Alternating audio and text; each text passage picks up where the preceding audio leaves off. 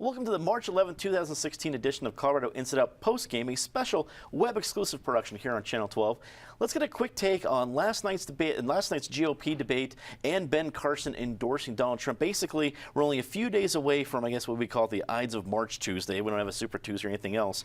It was civil, but Patty Calhoun from Westward, it seemed like the Republicans were getting a lot of credit for finally being civil. I'm not really sure if that's an applicable award for a presidential debate, I guess, until 2016. So between now and next Tuesday, what are your thoughts? Well, the Ben Carson endorsement was really pretty fascinating because yesterday when there was the implication that there are two Donald Trumps and he is just endorsing one. And he is endorsing the one who's so cerebral, which might mean there are three Donald Trumps because I've never seen that one. But so that's what he was talking about today. It's fascinating what his endorsement might do because I still am a little vague on why so many evangelicals are voting for Trump. But now with Ben Carson going for him, he'll probably get still more. I'm not sure that's going to mean as much in Michigan and Florida as it might have meant in other states, but it looks to me like he's going to roll up two more triumphs on Super Tuesday again. And it's just been an incredible season, and it's only getting crazier.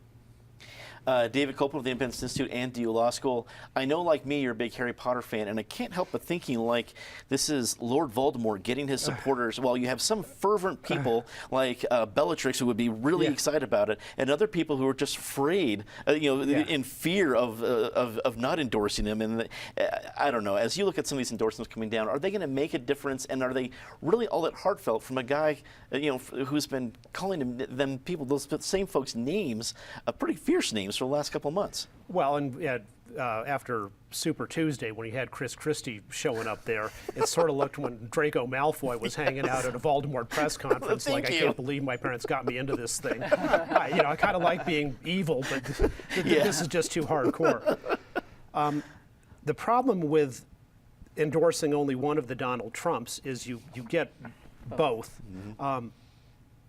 And that means you're giving the ability to start a nuclear war, which could destroy the planet or at least cause a lot of harm and billions of deaths, to a guy who at the previous debate, you could see his whole Captain Queeg thing.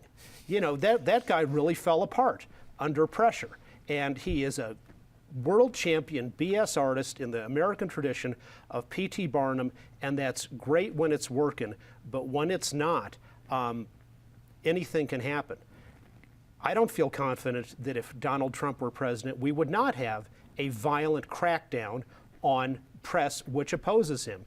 He's done as good a job as he can of basically signaling he wants to do that. And many of not only the violence against actually friendly media earlier this week, but his talk about changing the libel laws, which opening them up so you can get sued more often, as in England, with the tremendous, awful capacities of domestic spying that have been built up by Bush and then built up further by Obama, with how the IRS has been weaponized as a political weapon. Do you think Donald Trump is a guy who would put away those weapons because of his ethical scruples about the Constitution? Ted Cruz would. I don't think Donald Trump would, and I don't think Hillary Clinton would. Ben Gilt, political strategist and consultant. I guess it wasn't just the debate recently, but the one beforehand, when you saw the other Republicans who would be willing to go ahead and say that a future with Donald Trump is better than anything else they can imagine with any other person. I think there's got to be some point Republicans draw a line in the sand that, Donald Trump would actually be worse than blank. And it just shocked the heck out of me that there's not somebody who is willing to do it. Although we're starting to see it with some of the people in our own Colorado delegation, whether it's Mike Hoffman or other folks. From what we're seeing and expecting for the Ides of March Tuesday, what do you think? Well, I think we're witnessing the path to victory here for Donald Trump to be the Republican nominee for president. What that means for us as a nation is to be determined. It is certainly a terrifying notion to think that someone with his history of behavior could be president. I certainly remember Trump in my consciousness as a small child, and in that time he was bankrupt, and he was the sort of embodiment of corrupt American business, and I don't see anything that's changed. So it is terrifying. I think, the reason my shame of the week was on grown-ups in the Republican Party is because I know there are grown-ups in the Republican Party. There are people in that party who are moderate on social issues, who are conservative on economic issues, who have a strong feeling about the national defense, where I may differ with them on a lot of things. But I think that the reality, when you look at our country and the body politics, is most people are in the middle. However, when you look at the rhetoric, it's always polarized. And I think that Trump has captured a certain energy in our country. There is a lot of anger out there. People are not doing terribly well. I keep reading articles about his working class support. That's not quite the group that I see really getting behind Trump. I think it's people that are probably in more closer to poverty than in working class who are really taking interest in his populist message. So I think it's terribly dangerous. There's all sorts of connections that you can make in history, and these allegiance pledges that he's requiring, the way that he's brutalizing people within his own rallies. It's scary, frankly, and I'm hopeful that enough people within his own party and enough people outside of the party will coalesce around whomever the Democratic nominee is, and we don't wind up with this crazy guy, and we can recover and reevaluate in 2020. Lisa Kennedy, freelance journalist. A lot of options here between Ides of March Tuesday and Donald Trump and Ben Carson endorsements. Take your pick. What do you think? Ben Carson endorsement for $20, please. No, what I really think is that I didn't watch.